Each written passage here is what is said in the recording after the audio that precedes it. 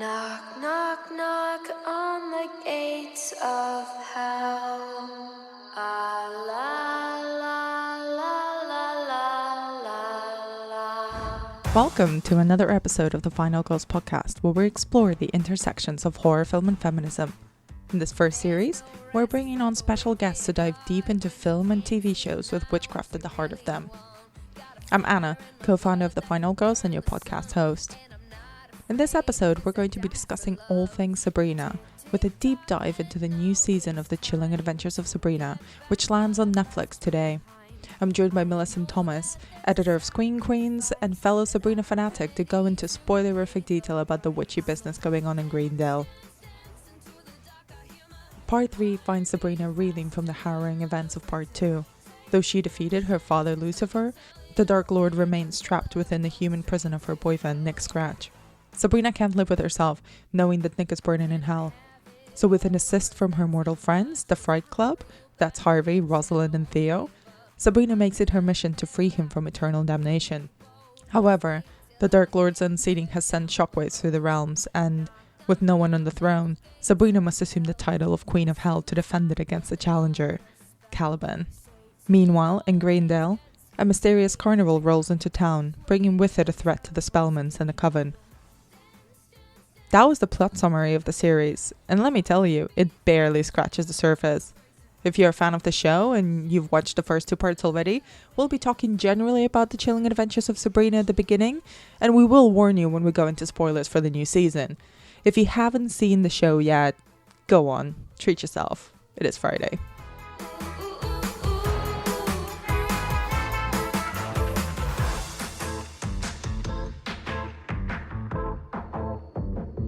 Thank you so much for doing this, Millicent. We were talking about this earlier, but I found it astounding that so very few people that I know were watching the Chilling Adventures of Sabrina, and I found it completely unacceptable. So I'm really glad that we found each other. Yeah, everyone who doesn't watch Sabrina should be put in prison immediately. It's an offense. Honestly, I have like 2 friends that watch it, so I have to just send them all my memes, and then no one else appreciates them. Well, you can send them to me now. Amazing. I wanted to kick off kind of to go a little bit further into the past and just ask, what is your relationship with Sabrina the Teenage Witch? Did you used to watch the show when you were younger? And were you excited about the reboot with the Chilling Adventures of Sabrina? Yeah, I think I did watch the show when I was a kid, but I must have been like, I think it was the late 90s. So I was like 4 years old or something in 2002. And I remember watching it on Nickelodeon, and it was just kind of that like trashy, colourful kind of teenage kind of serials that you put on in the background. Like, it reminded me a lot of Unfabulous when I was like in my teens, which was kind of more recent. But I remember seeing the trailer for this, and I was just like, yep, that is Sabrina. That is what I want. Because when you think witch, you think of all the kind of like gothic, fun, sexy stuff, and that kind of old Sabrina was amazing, but it was more like, I don't want to not say it's a bad thing, but like surface level. Like, it was a lot of just like fun stuff, like changing your clothes and broomsticks. But this like gets really like into the meat of witchcraft, which I feel like is a lot more exciting, especially now, because it's like witchcraft is like a whole thing these past few years. Like, there's a million books on it now. So we're going to be mainly talking about the 3rd season that's landing at the time of this podcast release, literally now. But what did you think about this new, darker, gothier, Riverdale-esque sort of approach to Sabrina? I loved it. I thought it was perfect. It just seems to marry together so well. I think it's all down to Kiernan Shipka, though. I don't think they could have done it with anyone else.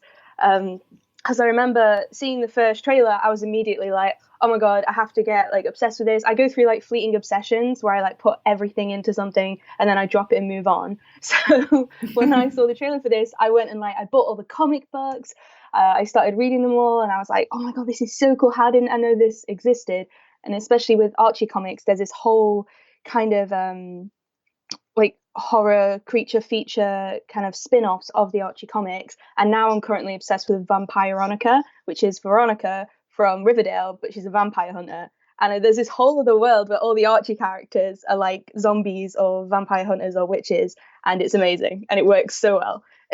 Yeah, there's this whole other universe which is much darker, and I know there's a comic book where Jughead is a zombie, and I think it's this sort of, Yes, Jughead the Hunger. yeah, and there's this whole universe that the creator of both Riverdale and the Chilling Adventures of Sabrina, Roberto Aguirre Sacasa, has made, where it's teenage but dark, but very dark, and kind of playing on old school monster tropes.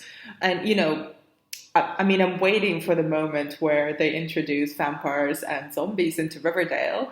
Yes, But but maybe season 5, who knows? But with Chilling Adventures of Sabrina, I don't know about you, but it really struck me just how deep into the satanic bits of witchcraft they went.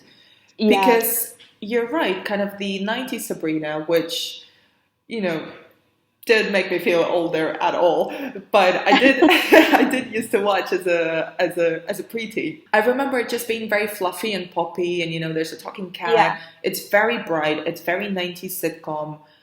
It's very much kind of a teenage show, and there's magic bits in it, but the main gist was the teenage drama of, does Harvey like me?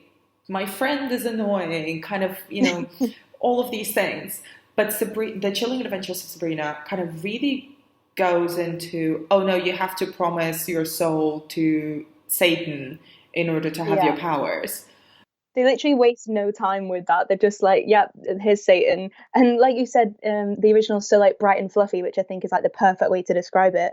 But I think both work in their own right. But yeah, this one just wastes no time and get into the meaty stuff. And how do you think it sort of fits into the witch canon in a way? I know I'm making that up, but I'm committed to it now. Kind of the canon of cinematic and on-screen witches. We've got everything from Sabrina to Charm, but yeah, what do you think kind of about how it fits into the way we have seen witches be presented on screen before? Honestly, as soon as you said Charmed, I just had like some crazy flashbacks because me and my mum used to watch that obsessively when I was little. Like literally, when I got home from school, it was Ghost Whisperer and Charmed like on repeat. And I used to be obsessed with Paige and just like the sisterhood of it all. And I think, I don't know, I think it's very similar to Charmed, but like you said, a lot darker. But we've still got the kind of witches and warlocks and these witches together in one place. But I think making this, it's all teenage, which I don't think is particularly new. Like you say, we've got the craft and everything, but like kind of spreading out into different schools and different lives. Like you've got the mortals and the witches and the warlocks. I think it's kind of spread witch canon out, if you want to call witch canon. I think it's just made it really like big. Like it's almost world spanning now, especially in season 3. We literally go all over the place. And I'd definitely like to continue seeing it like grow more. Because, we've met different types of demons and historical figures, and I'd love to just know all types of all creatures in the witch canon and their relationships, and I find that so interesting. Absolutely agree with you. I think that's the thing that really, the visuals really hooked me. Kieran Shipka, the rest of the actors, absolutely amazing.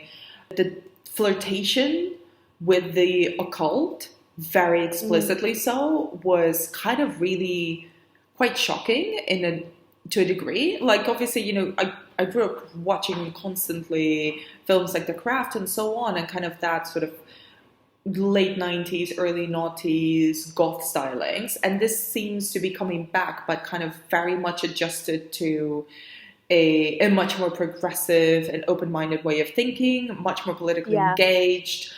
Tone of it felt even a lot more darker, and the world building, there was just so much stuff going on. It felt a lot more akin to like the wizarding world of Harry Potter than something like the 90s version of Sabrina, which is very, very, very, kind of network sitcom based, where you've got the house, you've got the high school, you've got the 2 rooms of the high school where you film. That's as far as you go. That's the whole world. Is there like a laughing track and everything? Like there is. Style sitcom? Yeah. Let's move on to specifically the 3rd season. Overall, kind of top level thoughts. What did you think of it? I thought it was a lot. Like it was so much. I think I watched it over 3 days. I've had to like take it in chunks due to uni and stuff. And I think I finished my first chunk of watching it at the end of season 4, not season 4, episode 4, and I was like, that feels already like it's been a whole season worth of stories. So much happens. They literally waste no time. There's no like sluggishness or kind of slow moments, which I guess can be a bad thing sometimes, but like overall, I just think, they went balls to the wall. They just said, screw it, let's do everything. I think the budget must have doubled. The production value was unbelievable. And I think it's my favourite season of the 3 for sure. I think so too. And similarly to you, I had to dose it out because I remember binging in a day both the previous seasons, and this one felt like so much was going on and it felt very heavy. And, we'll get into kind of the spoilery bits later on, but the last third of the season, I couldn't tear myself away. I was like, I need to finish this immediately because I need to know. That's just penultimate episode, that like second to last one, I was literally on the edge of my seat. I was like yelling at the screen like, oh my god. Oh, I literally screamed. I watched it with my boyfriend, who is also a massive Sabrina fan, and I literally could not stop. I was like, we have to watch the next one. It's going to be unacceptable if we stop now. It cannot happen. But kind of digging into a couple of the bits, how do you think Sabrina as a character has evolved in this series? Because a lot of the first 2 is kind of very much her battling between the 2 worlds with her own duality. Is she immortal? Is she a witch? Can she be both things at once? Trying to marry those 2 worlds. And here we meet her and she's kind of fully embraced and thriving in the witch world. It's interesting because that first season really kind of had that anchor in, it was just her dealing with these 2 worlds that are very apart. And then in obviously season 2, they kind of merge a little bit more. She starts to tell her mortal friends about it, and there's kind of a coming to terms with the acceptance of these 2 worlds as one. And in this one, I feel like it doesn't have that anchor in Sabrina that we did have. It's more just kind of like, she's very comfortable with the idea of like hell and Satan being her dad. I think Satan being her dad got glossed over maybe a little bit too quickly, because now she's just like, oh yeah, well, I'm the daughter of Satan, no big deal. But I love it. I don't mind it at all. I totally love it. But it's definitely, I think it's more fun now because we can kind of relax and explore the supporting characters and the wider world of hell and heaven and their relationship with the mortal realm, rather than just like, is Sabrina gonna be a witch or is she gonna be mortal? Now that we know she is what she is, it's fun to kind of explore her place in the wider world. And talking a little bit about Satan, because this season really builds from the first episode the hell and the demonic, like actually what the demons are doing, kind of Satan, who at this point, at the end of the previous series, was sort of placed in, a flesh jail. Let's just say that, kind of imprisoned in the in the body of Nick. And Mrs. Boardwell, who's revealed to be Lilith, is kind of now Madam Satan and the Queen of Hell. What do you in general make about the way that the show embeds itself with not just the occult, but the satanic, and the idea of the devil and the idea of hell as something that's intrinsically linked with witches? I think it was really interesting because all my favourite parts of season 3 were related to hell, and all the kind of little quests and journeys that she goes on when she's down there, and just like the look of it was amazing as well. But I really loved Madam Satan and the idea of Lilith being queen. I really, really like that we explore more Lilith's relationship with hell, because obviously we know that she's not a fallen angel or a witch. She's literally just like her own thing, and her kind of commanding things down there and seeing where she takes her reign, I guess, is really cool. And we get to see more of the infernal court, which is kind of like the parliament of hell, I want to say, but obviously it's more of like a royal monarch thing. But that's so cool, just seeing more characters from hell, because it's not just like people who get sent there to die. Like there's a whole like civilization, which I would not have thought is a thing. And now I'm wondering if there's the same in heaven, and if we'll get to see heaven in season 4, because they mention it a lot in this. Yeah, Yeah, I love it. obsessed with the Infernal Court, obsessed with the idea of hell as a bureaucracy and kind of Mm, those council meetings and the trials and all of the rules and regulations and the lore and the fact that it's very much implied in the previous series when Lilith sort of turns against Satan that she's essentially a woman who's been passed over for a promotion for years and yeah. she's done with it. But here, there's a few scenes in the first episode, I believe, where there's a nice parallel between Lilith not being taken seriously as the Queen of Hell, but also of Zelda not being taken seriously at kind of the Warlocks Council, because both of them Mm. are women who have finally been put in positions of power. So there's kind of a nice parallel to them that I thought, and it kind of speaks to a lot of, well, a lot of workplace culture. Yeah, it's like, yeah, she's on the throne or she's the high priestess, but she's not really on the throne. Like, she's not really the high priestess. Like, to Yeah. them, it's just, yeah, she's got that position, but she's not really going to be a part of the work that we do. And I didn't even think to like parallel them till you just said it, but now I'm like, wow, that's just so annoying. Just like listen to them. Yeah, that I think it's Beelzebub is like the main guy in the court who does all the speaking, I guess, and all the kind of Yes. arguments. And every time he like said something to Sabrina or Lilith, like you can't have the throne or you can't do that, I was just like, shut up, Beelzebub. Who gave you the right? Just sit down. It got so infuriating, but in a good way. Like it was meant to do that, I could feel. One of the things that I love as well is that the language and the dialogue is adjusted. So every time they curse at each other, they're like, oh, heaven forbid, as opposed to, or like go to heaven as opposed to go to hell, Yeah. something like that, because hell is essentially the head office that they work for. And it's quite interesting because we unpack all of this mythology. So, kind of, what are some of the things that really struck you about kind of this world that we get to see a lot more of in season 3? I think when so I'm going to assume it's not a spoiler because it's in the trailer. Anyone listening to this has probably seen the trailer. Sabrina does at some point in the series, take the throne. Hell's under new management. We've all seen the GIF. It's great. But when she kind of gets her hellish responsibilities, I was really intrigued by like what the Queen or King of Hell actually does. Like, what is their job description? And learning a bit more, like literally learning a bit more about that and like the day to day of the satanic royalty was really cool to me. Whenever we were back at like the academy or the Spellman house, I was just kind of like, yeah, snooze fest, whatever, send me back to hell. So, what does the Queen of Hell do? Well, her main thing is dragging people to hell, and it's like booked by appointment.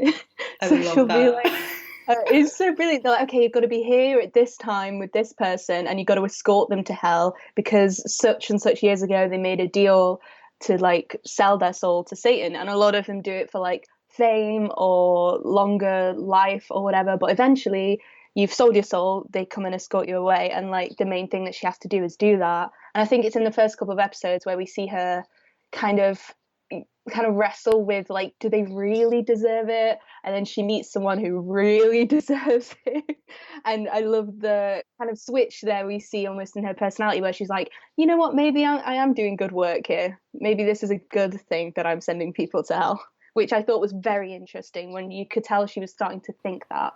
It kind of forces her to grow up really quickly, doesn't it? Because she's Yeah. suddenly not just put, in a really intense place of responsibility, but which I think is a really relatable thing about the show is that every season, even though she's a teenager, she's forced into these situations that are way beyond the experience of a normal teenager, let alone even a half witch.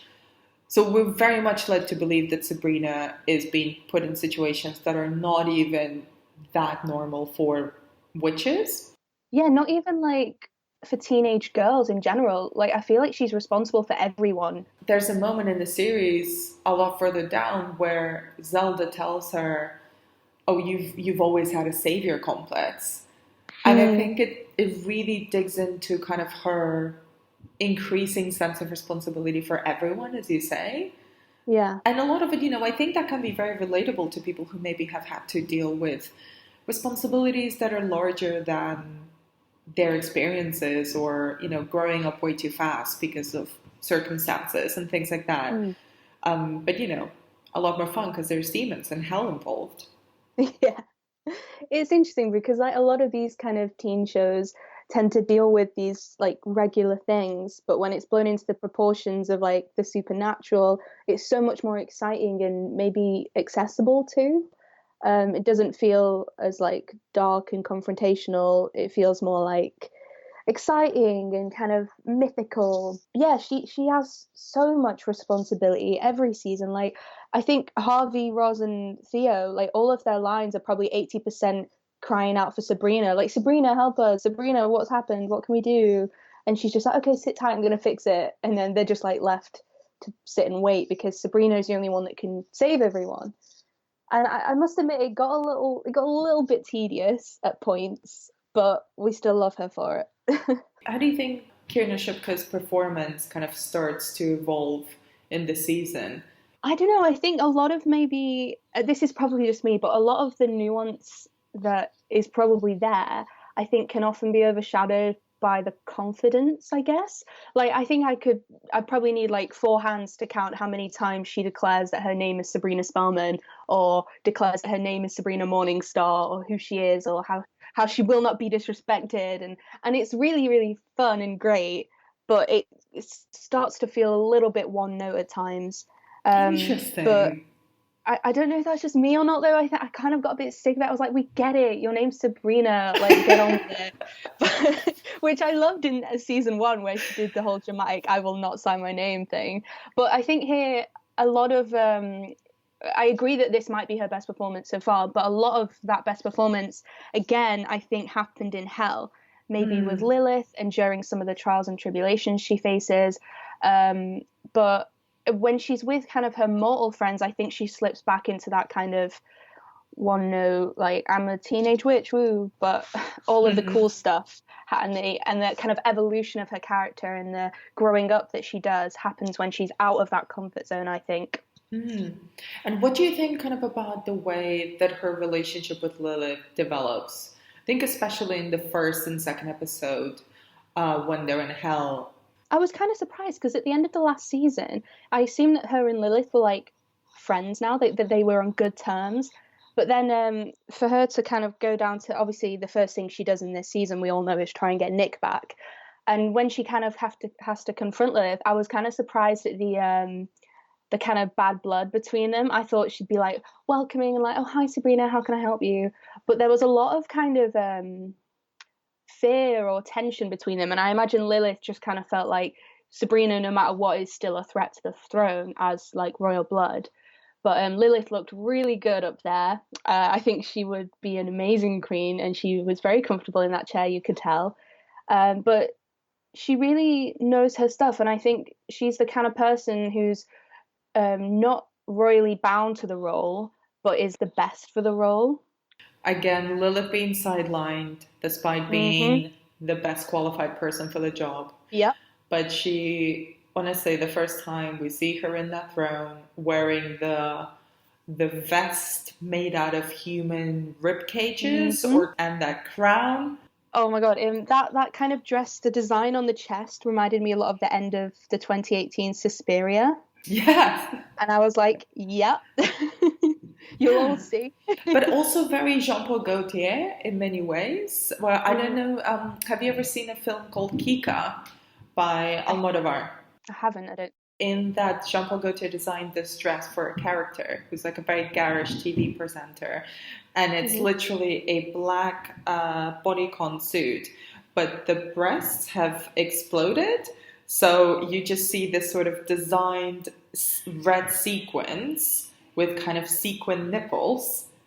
Oh my god. Everything else is just pure jet black. And I love it. Unbelievably amazing. And, there's a whole bunch of other things. Like there's a headdress, there's like gloves and sleeves, and a whole Morticia Adams like train, which is also meant to sort of mimic blood and blood spatters. but it was so out there. But then when you see it, you're like, well, I would expect nothing less of the Queen of Hell. So this feels very appropriate. Absolutely. I just love her like so much, and I can't even articulate it properly. I just love Lilith. Oh, Madam Satan, sorry. I just love Madam Satan as a job title. I just Yes. absolutely love it. Okay, so I think we've been tiptoeing around a lot of the developments of the season, but I think we should really dig into it now. You know what must be done, Sabrina. Claim the throne. Save precious Greendale. Your boyfriend.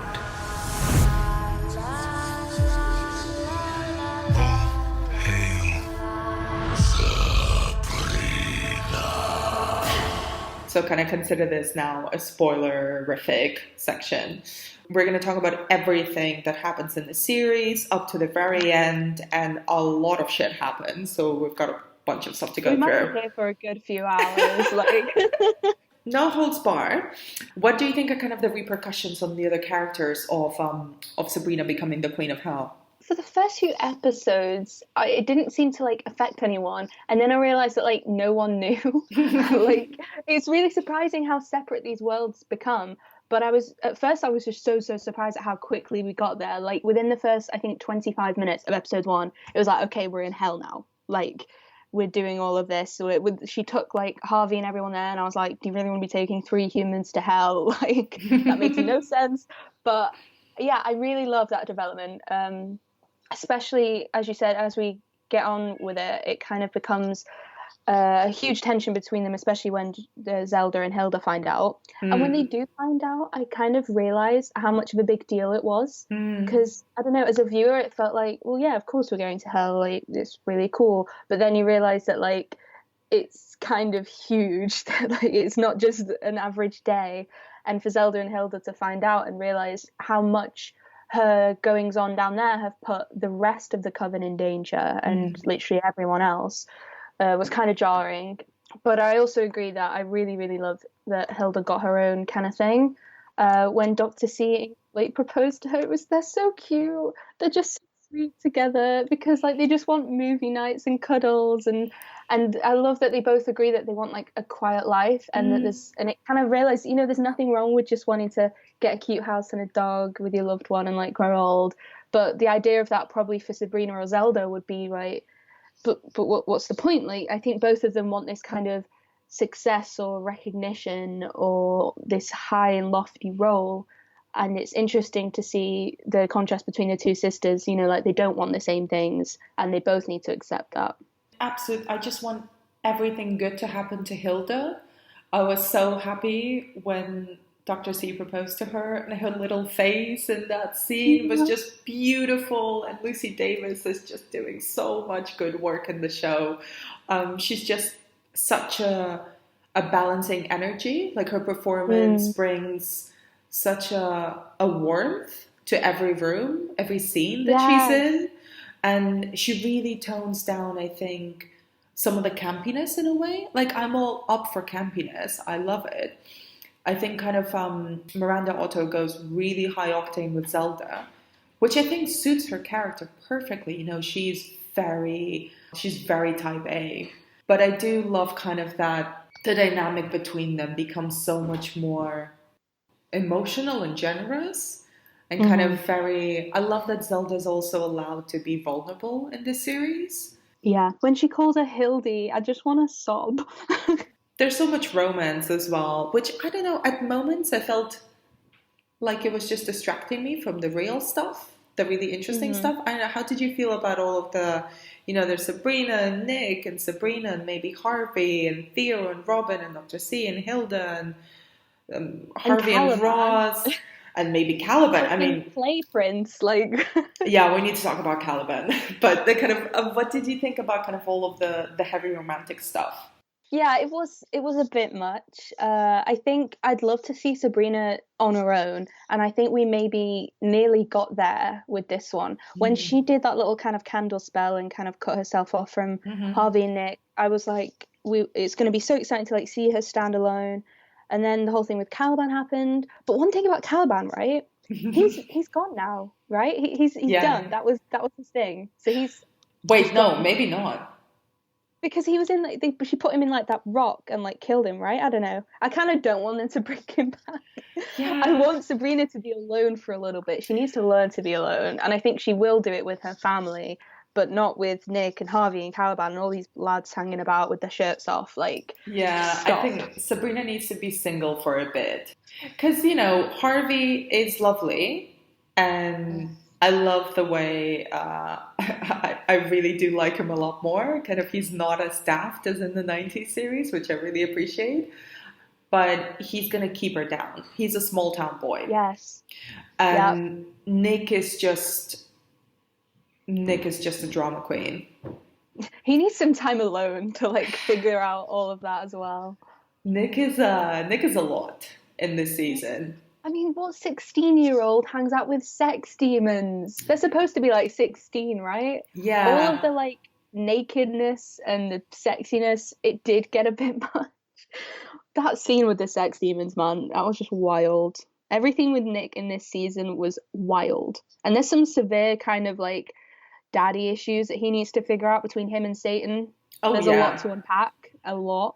There is a lot of stuff. I like the fact that they didn't just, you know, brush off his trauma. So kind of when she brings him back, another show might have just been like, oh, he's back, great.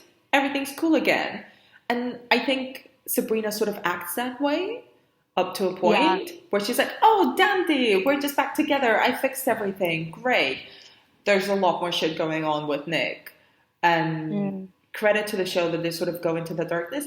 It is a very extreme drama for a 16-year-old warlock, I imagine, kind of, but we're sort of introduced to that side of Nick as well in series 2, aren't we? Yeah.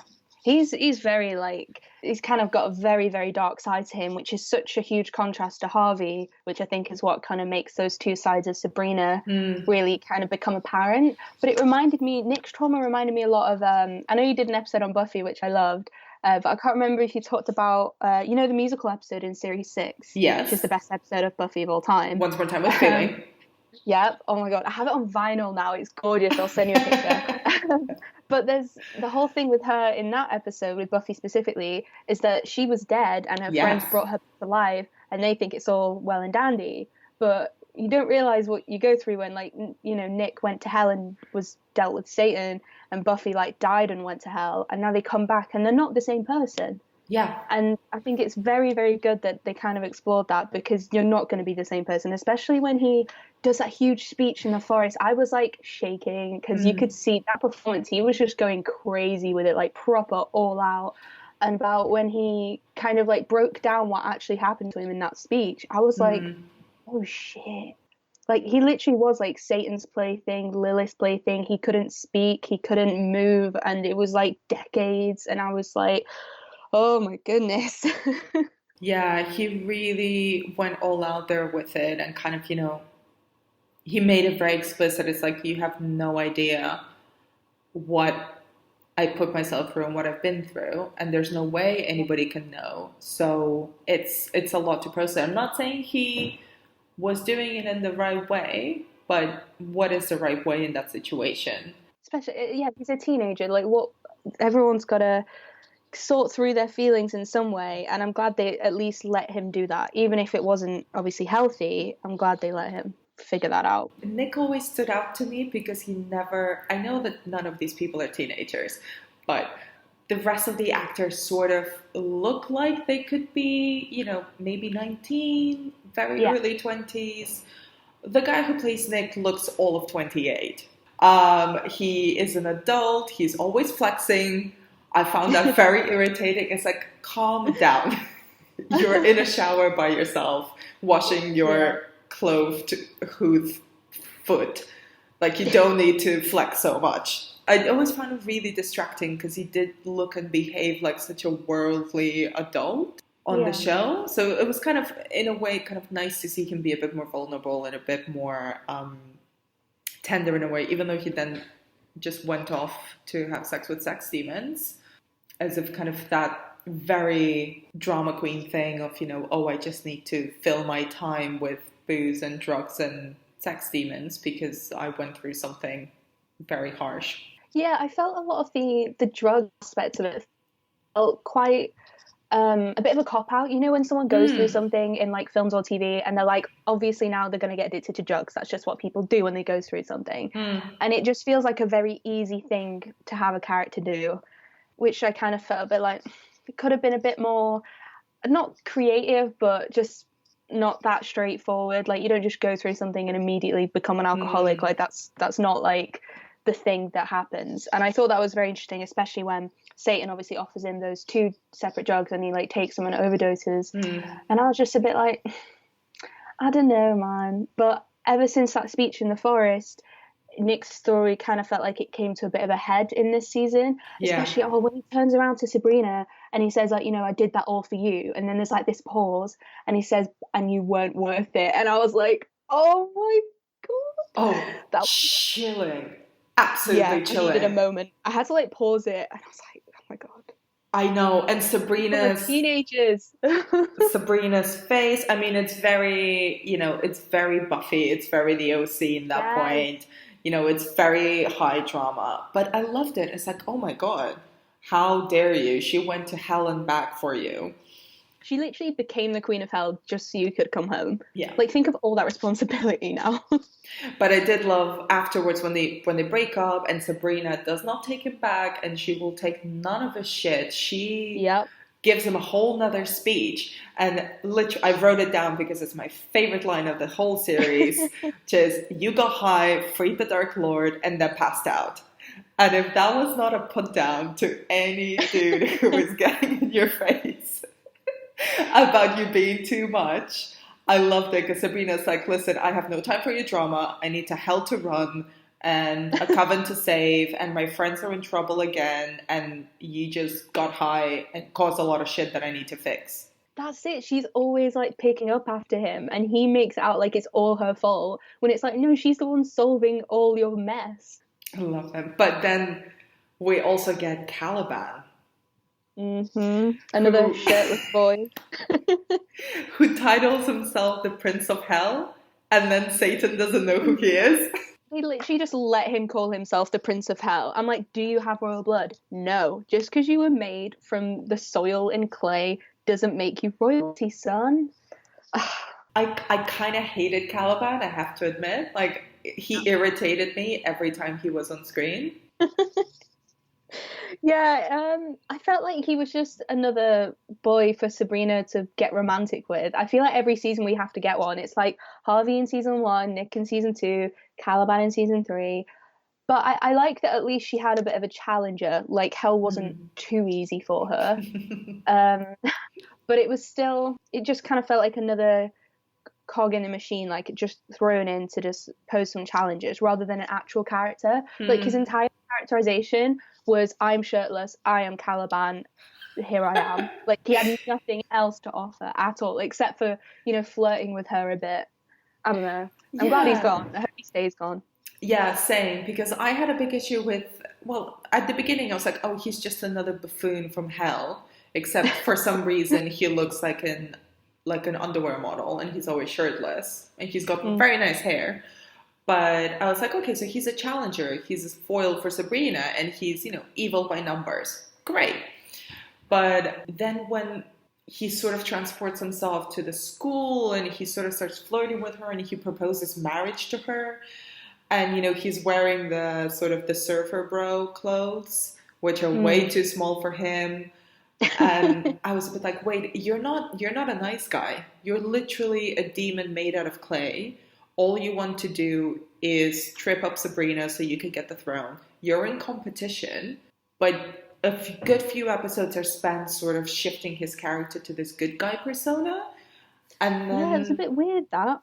And then it's suddenly completely gone. And he betrays her once again.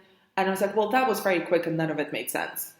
Kind of as a character. Because at least with Nick, we got, you know, reasons for his, you know, when he develops and he sort of grows and he falls in love and then he's going through all this trauma and deals with it in one way or another. But Caliban is like, I'm very evil, but I kind of like you. Oh, no, I'm evil again now. And then I'm gone. Yeah, like, what happened to them having that little chat about maybe an alliance through marriage? But then he's just like, no, I changed my mind. I'm going to trap you in this rock for a decade and the whole town will be destroyed. Like, Yeah. it all happened very quickly. It was kind of like a bit of whiplash. Yeah, I thought he was fun, but just a bit unnecessary, maybe. Yeah, I think if they'd had stuck to Caliban as an antagonist, Hmm. as opposed to a potential love interest, I would have been like, yeah, fine, that makes sense. But I think it's the trying to make him into someone Sabrina might have a relationship with that I found very strange and kind of didn't give either of them enough time to actually properly develop that. Yeah, I feel like it's just like a rule of thumb that every hot boy in this series has to have a thing with Sabrina, and I really hope it ends soon. Well, except Robin, who's also a new love interest, who Uh-huh. falls for Yeah. Theo, and I was so happy for both of them. Yes. I was really worried at first when there was that little bit of a reveal that he was a bad Yes. guy, and I was like, oh great, this trans character doesn't get a healthy relationship. We love that again. Yeah. But then it Yeah. all like turned around and he like left them and they were so happy and cute and they were nervous and in love. And I just loved it. I love them both so much. Me too. I had the exact same feeling of, oh no, they're gonna put the trans character who they've dealt with beautifully so far. They're gonna make him suffer. Why is this always the narrative? And then they genuinely fell in love and they were so cute, and Robin had his little hobgoblin ears. Yeah, I loved it when he like revealed that thing that a lot of people would think like, oh, there's this weird deformity or problem. And he was like, that's so cool that you're a hobgoblin. I was like, I love that. Just that whole conversation, that whole scene, I really liked their reaction to each other and their acceptance. And it was just they just looked at each other with such love. I have to say, I really think that this season, the friendship, maybe because Sabrina is sort of out of the high school, but the friendship between Harvey and Theo really got a lot more space. And I love that because, the conversation about virginity and sex comes up a lot in the series. And, Yeah. there's a very iconic montage of sex scenes to an Arctic Monkeys song, which I literally had to stop because I was like, this is...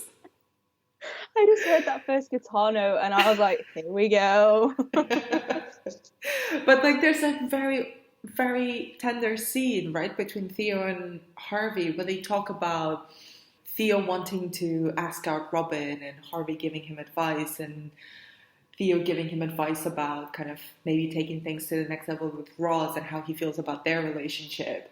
And it's just so very sweet and honest and straightforward. I was like, I don't think I've seen many scenes like this between kind of male characters of that age. Yeah, definitely. I like what you said about it being straightforward. Like it was just two pals sitting down and kind of airing their feelings at the moment, and it was just so simple and nice. And these are friends that have such love for each other that they were just like, yeah, well, how about this? Or we could try this, and your relationship could be better with this and stuff. And also another thing about the whole, obviously, virginity and sex being a big part of the season, I really liked that it was Roz who was like interested in taking it to the next level, and Harvey maybe not that he felt pressured by her, he kind of felt pressured more by himself, like living up to what she wanted, rather than it being like the boy wants to have sex and the girl's feeling a bit timid about it.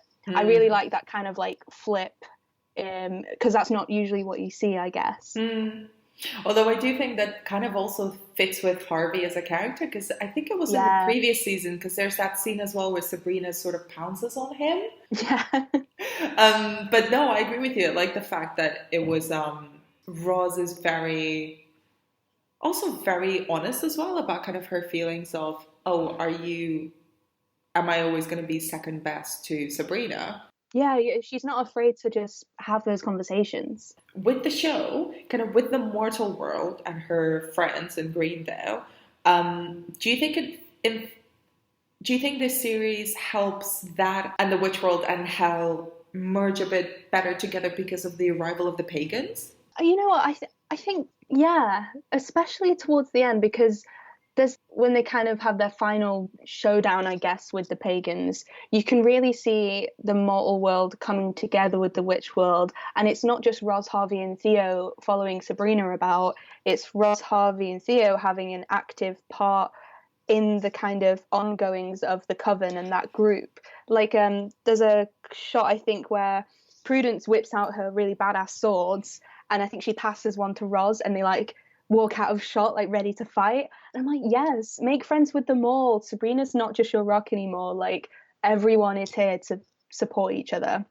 And you could tell that was like the start of kind of maybe a merging of the academy and the mortals of Greendale. And especially just with some of the relationships in general, like Theo being with Robin, who's not technically fully human, is another sign of that kind of coming together. And Dr. C with Hilda as well. After Hilda's been a bug and tried to kill Dr. C, when she comes downstairs thinking she has to say goodbye to like his dead body, and he's just sat there in his cocoon, and she's like, oh, I thought I tried to kill you, and he's like, oh well, you didn't try hard enough, and he like gives her a hug and it's all okay.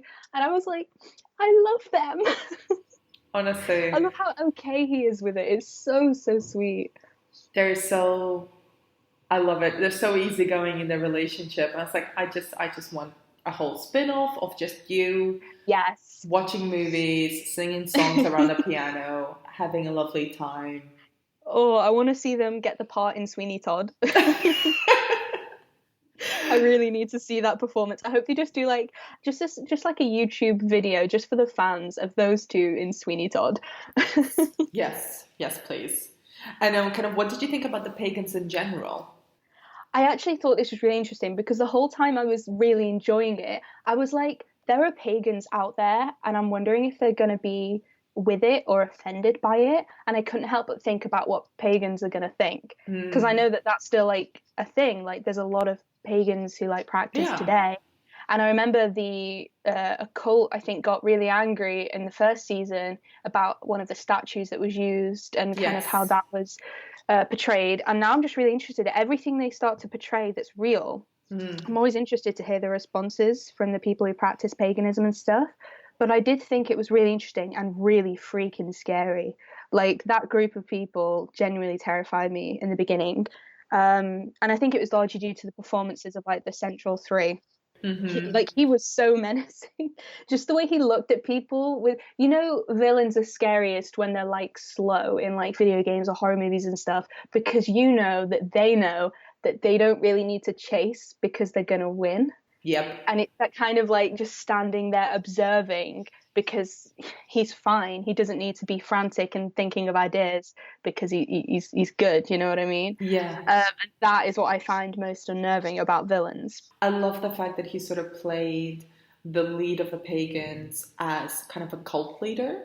Like he had very intense sort of Manson-esque vibes where, he would zero in his attention on you. And that could either go in a brilliant direction or he murder you.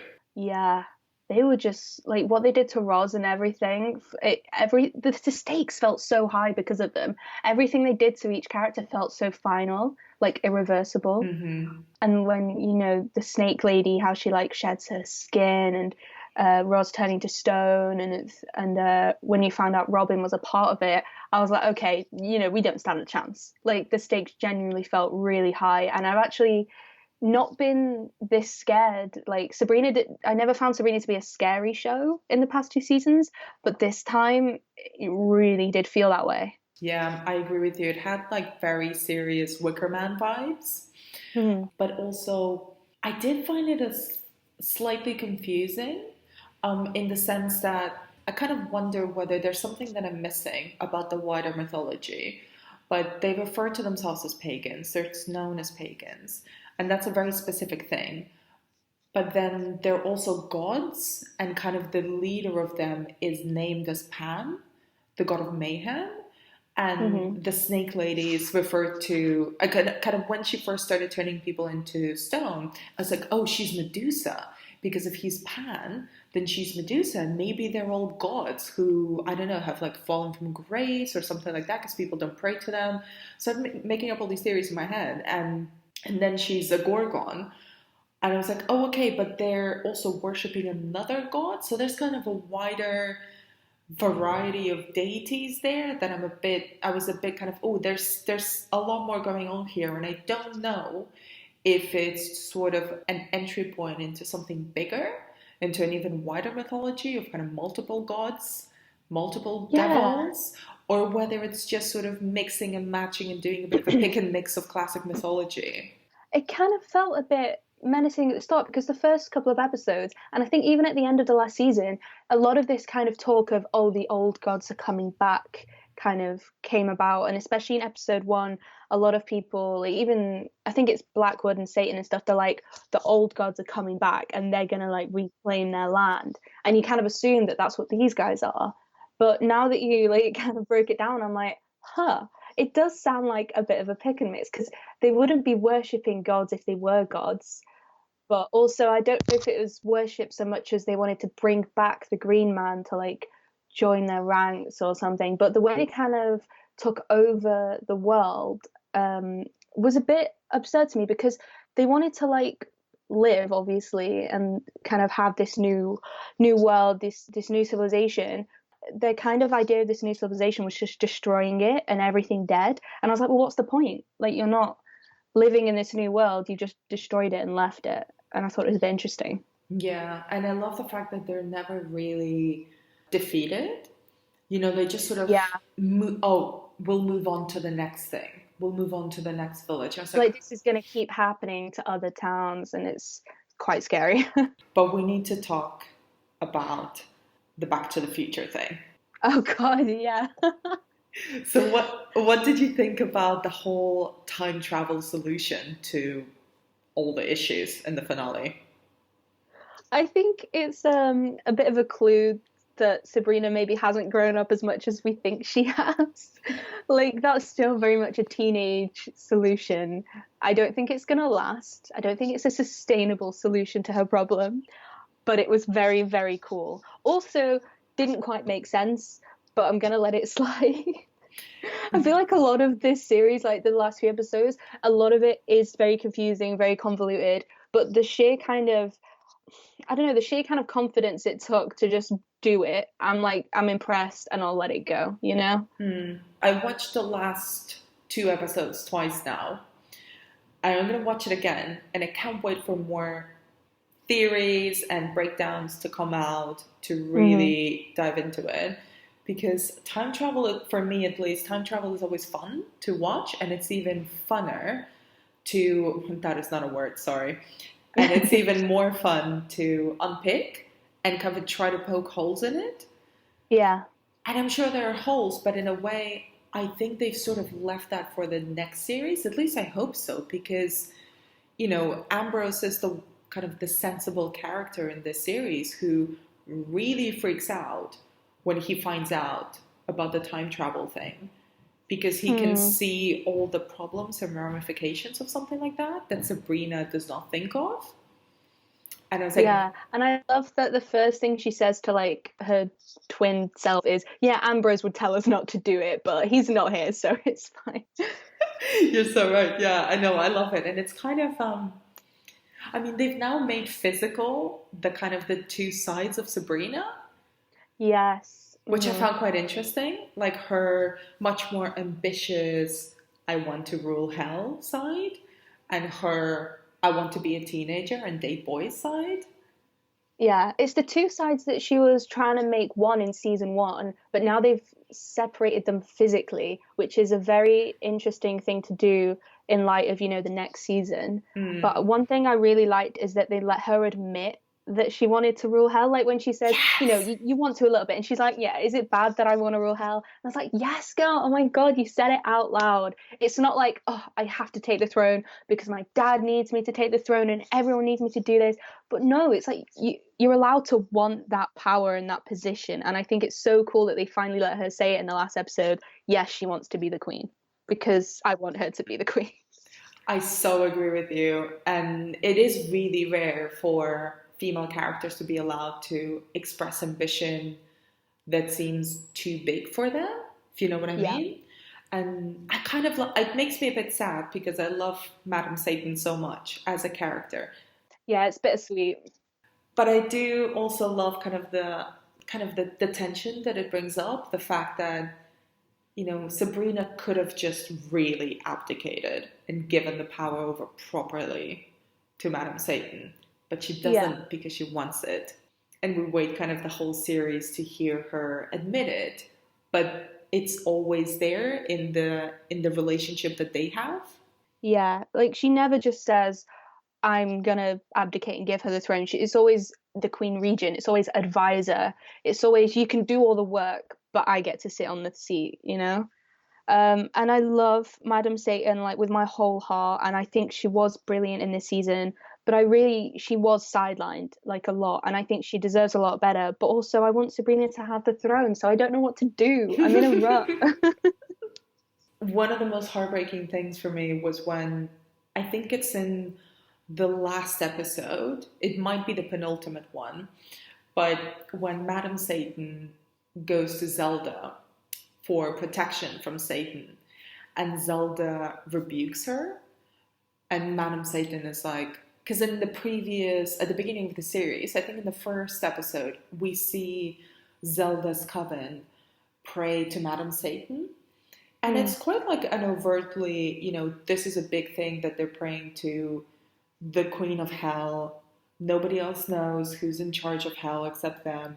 It's a coven with a high priestess that's never existed before.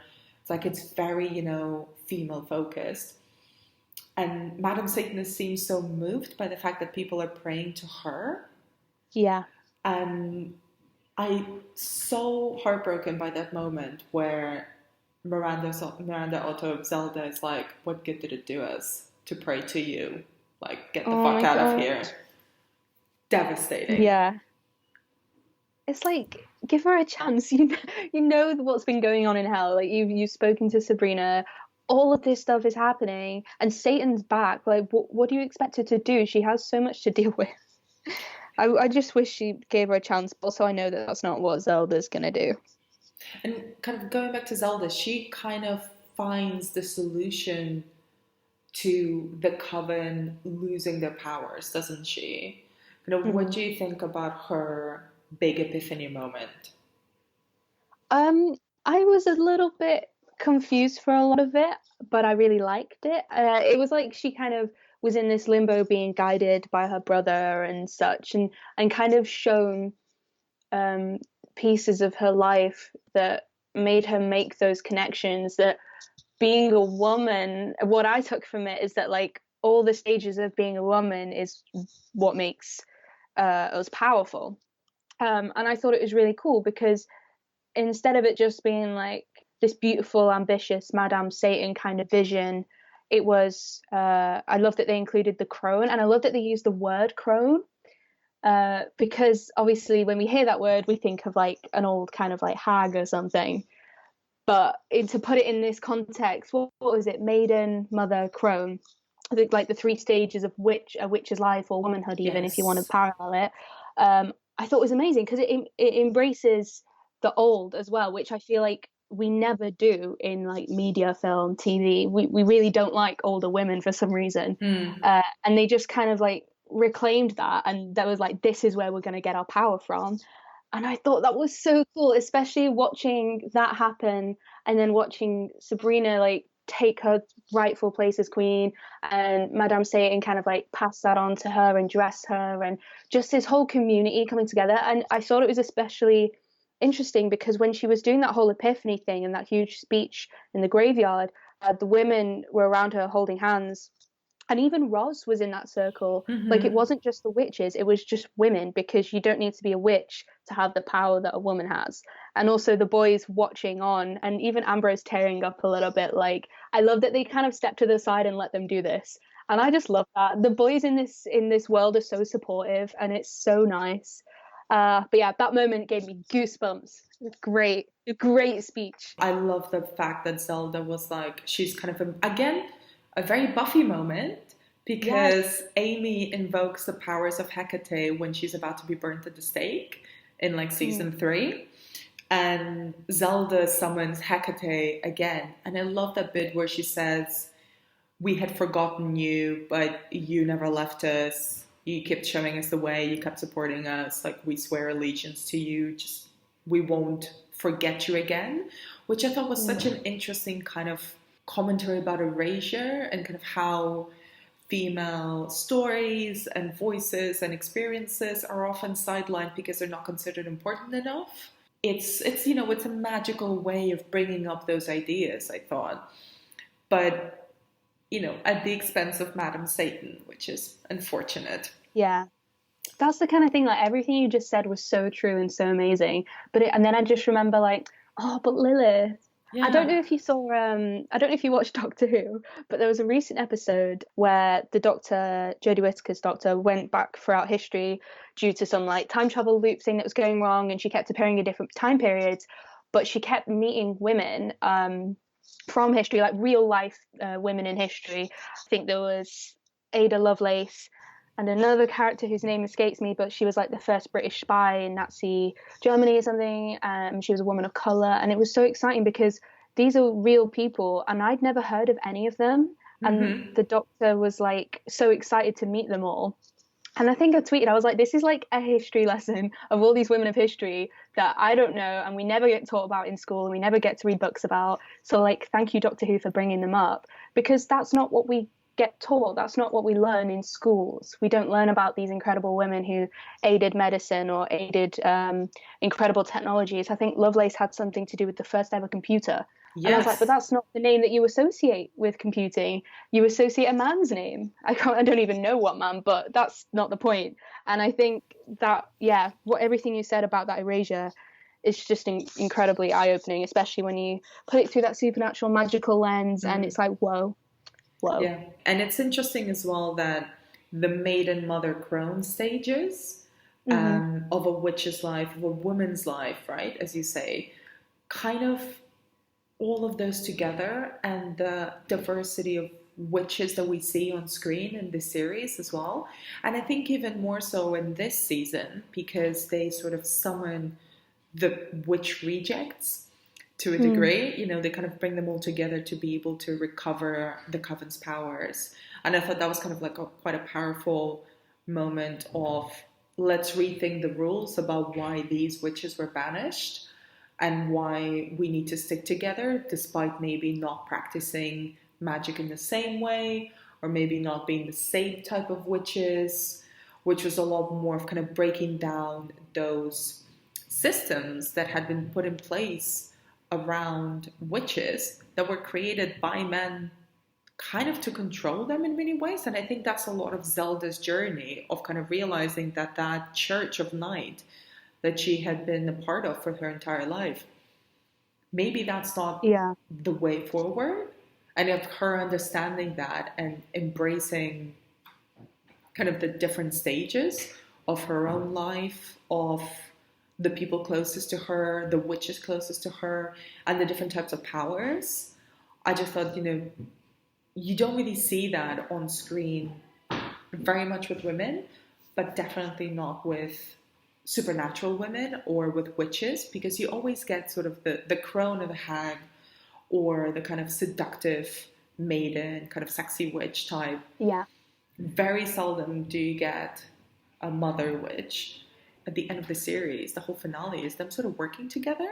Yeah, and this whole realization that there's not one way to be a witch, in the same that there's not one way to be a woman. Yes. And I just love it so much. They really hammered that home in this season. I love the amount of time we just got with all these incredible women witches, especially more Zelda and Hilda. After everything they've been through these past 2 seasons, under the subjugation of men and Father Blackwood and Satan, now coming together here and sharing their abilities and their ways, it's just so incredible to watch and really rewarding. I wonder, what did you think about Mambo Marie, who's sort of the voodoo priestess who gets a lot more screen time and attention in these series, and is kind of their way of I think bringing in Catholicism and kind of voodoo practitioners, which I talked quite a lot about kind of whether we can even refer to voodoo practitioners or hoodoo practitioners as witches in a previous episode, and I find that kind of quite an interesting dynamic, and I was really intrigued when they brought in this character of Mambo Marie onto the show. Yeah, I think I did really like her. I thought she had a very a loving energy that she brought to the coven, even from the beginning when Prudence and Ambrose came to her for help, and at the end when it's kind of discovered that Prudence called her. I really like that because I feel like Prudence has found a maternal kind of figure in her, and she really admires her ways. And to bring that in to kind of just say, like, look, there's other ways that we can be witches and be women, and we should learn and accept from other people. And just like her energies in general, she feels like Hilda's level of love, but a bit more like confident and sassy. I did really like her. And when we first met her in New Orleans, it reminded me a lot of American Horror Story Coven, where we go and meet Mary Laveau. Yes, which I loved. I love Coven. That's one of my favorite seasons. But that's what I felt. That's the vibe I got at the beginning, and then obviously kind of integrates that more into the witchcraft that we know of Sabrina. But yeah, I think she shows promise. I like her. I'm glad she's stuck there now. I reckon she'll become like a teacher at the academy and stuff. We've actually got an episode of American Horror Story Coven coming up in a few weeks, and I talk a lot there about Mary Laveau, and I think it's not too far-fetched to say that Mambo Marie is probably inspired, if not based on Mary Laveau, who's kind of was a real person, a real woman, and a real kind of practitioner and community leader in New Orleans in the 19th century, and probably kind of the most iconic name associated with voodoo. She's very much kind of a touristy attraction in a sense. I mean, obviously not her as a person, but kind of, there's tourist shops called, Mary Laveau's voodoo shop and stuff like that. And her grave is one of the most visited ones in the city. I mean, she lived an amazing life. I'd be really keen to see whether they develop that side of the world a bit more, whether we get to see the world building expand to the pagans, the gods, heaven, the voodoo practitioners. Kind of how many more ways of magic are there that we're not familiar with now that sort of, the rules of the Church of Night are broken? Yes, I would love to see a bit more of Hell's relationship with heaven, because how if the balance is off in one realm, it's off in all the realms. So if there's a problem in heaven, it means there's a problem in earth, there's a problem in hell. So they must work together to some extent. But I would be a bit hesitant because I wouldn't want it to be like the good place and the bad place, and it to kind of be this like funny relationship where the angels wear like normal clothes or something. I would really like it to keep that kind of gothic supernatural extravagance. But I'm very excited at the idea of going to heaven. That is one thing I will definitely say. I'd just love to see that, especially with Sabrina on the throne. I reckon she'll do something in terms of like building a better relationship with the other realms. I think that's what she'd want. And also with the voodoo, I'd love to see more of that. I don't know if it's more as much as a community as the coven and stuff. I don't know if they have like a coven, but I don't want Mambo Marie to be the only one. I'd love to see. I think that would be the saddest thing that could possibly be done, that Mambo Marie is the only voodoo priestess. She does refer to herself as kind of the voodoo priestess of the Fourth Ward, which makes me suddenly think, does every ward have a different voodoo priestess? And kind of, is there a bigger I'd love them all to be friends. I would want them all to come together and be like, oh, how's your ward doing? Oh, my ward's doing great. Well, I mean, Marie and Zelda do become more than friends, which... Oh my god, that one shocked me. I don't know if I was just not picking up on the kind of the chemistry, but that came out of nowhere for me. Did it come out of nowhere for you? Because I read some reviews and they were like, oh, the chemistry was palpable. And I was like, am I missing something? I mean, I have to admit, it was very much there. It was very sizzling. And I think a lot of it came from kind of how Zelda felt so insecure and kind of worried, I think, to a degree about Mambo Marie's presence. And then started warming up to her because she's so charming and so alluring and so convincing, but also very strategic and very smart. I think that's also kind of a much clever nod to Marie Laveau, who was extremely smart and very, very strategic about kind of politics and how to work people and how to get the best out of people for her own gain and her community's gain. And I love that Mamu Marie kind of really earns the trust of Zelda, kind of in, you know, with air quotes here, sort of professionally, kind of as on a witch level, on a practitioner level. And then that really makes, I think, Zelda soften up to her romantically and kind of really embrace that chemistry is not just them being women in leadership in a way, or kind of women who are ambitious and powerful and ready to do what must be done, but also kind of let herself be led by a different form of leadership than the ones she's seen before. Yeah, just like her opening up to like breaking out of her routine, I think is really important. And as much as I might have missed the chemistry when that moment happened, I was very here for it. I could very much see an incredible power couple forming in the next season or so. And it's about time we got some lesbians up in here, so I'm here for it. Also, I'm just very glad that Faustus Blackwood is out of Zelda's life. Yeah, can we please just get rid of him altogether? What did you think of his whole thing this season? Because I just found him so boring and annoying. And every time he was on screen, I was like, no, I just didn't want him there. You know who he reminded me of? Warren from Buffy. Warren is the guy who's kind of present throughout a lot of the early seasons, but is the one of the main antagonists in season 6. He's the one responsible for the big unspeakable tragedy that happens to Willow. And the reason he's so scary is because he's such a misogynist. Like, he hates women so much.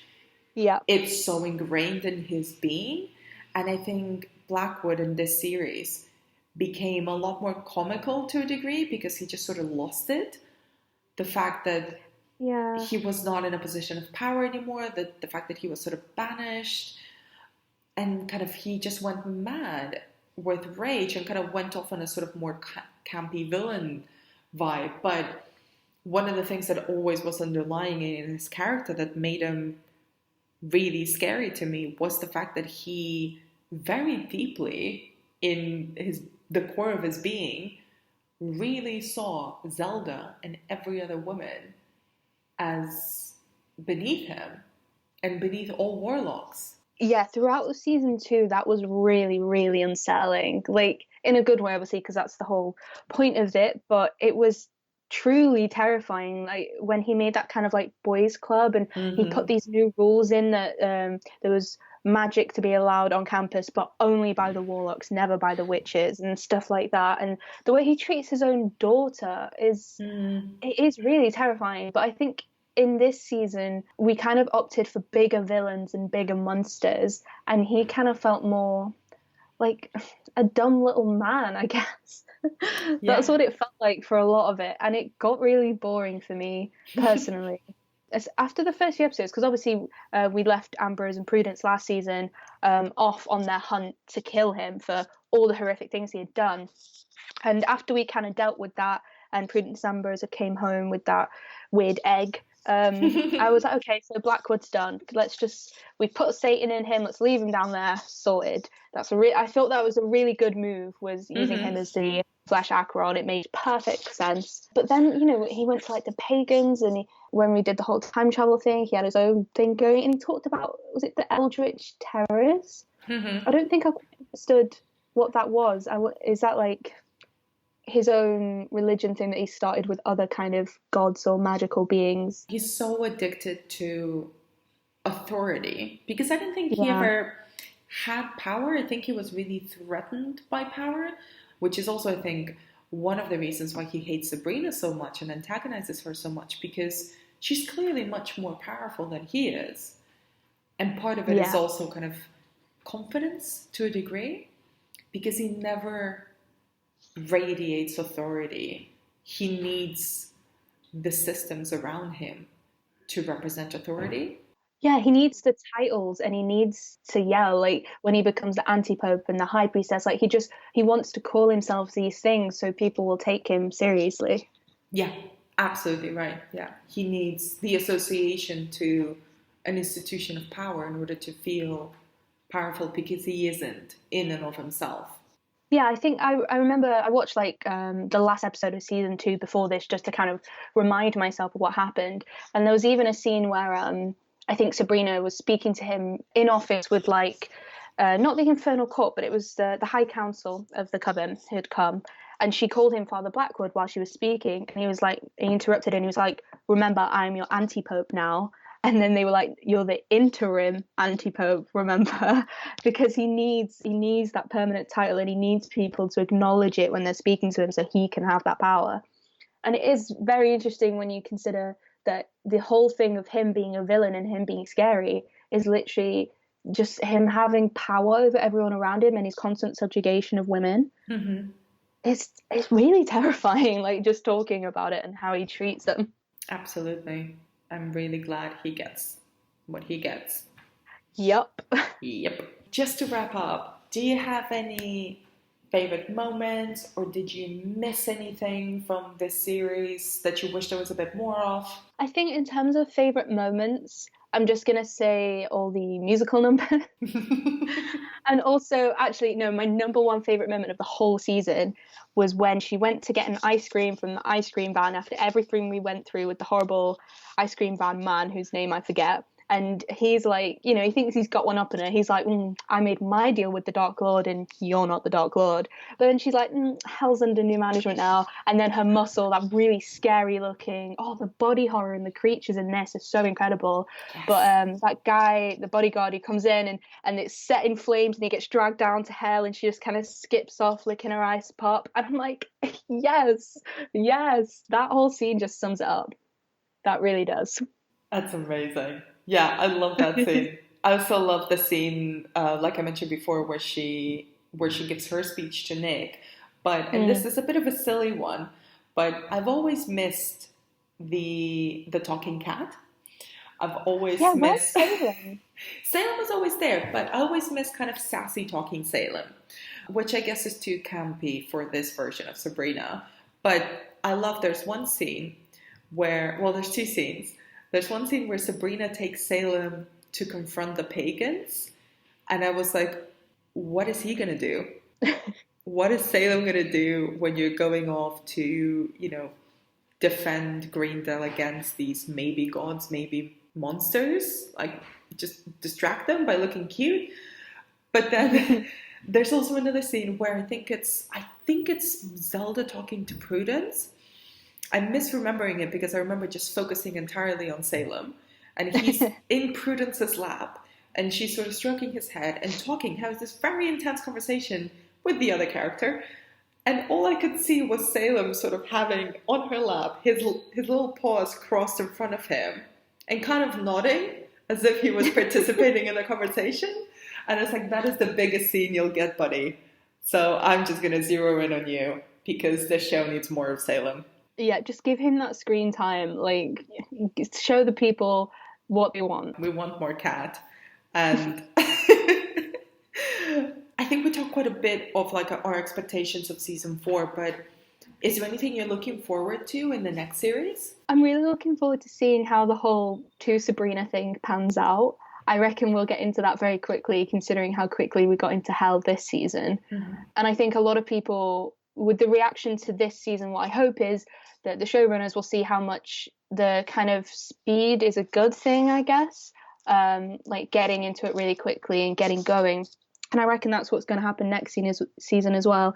And just like seeing how her reign is going down in hell, like, is she actually being a good queen like we hope she is? Is she making a difference? Is her reformation of hell going well? I'd love to see that for her.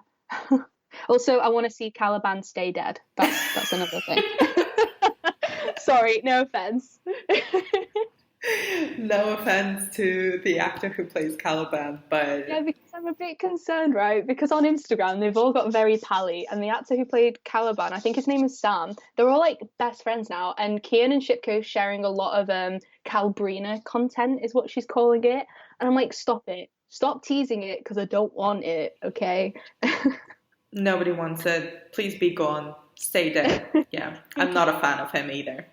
Amazing. Thank you so much for all of your time and your amazing insight. How can people find more of your work online? Well, you can find me on Twitter at Millicent on Film, and also go follow Screen Queens at Screen Queens with a Z, because that's the site I edit, and lots of women talking about movies and TV, what's not to love. Thank you so much again. Thank you for having me. This was so much fun. Also, go watch Sabrina, everyone. It's great.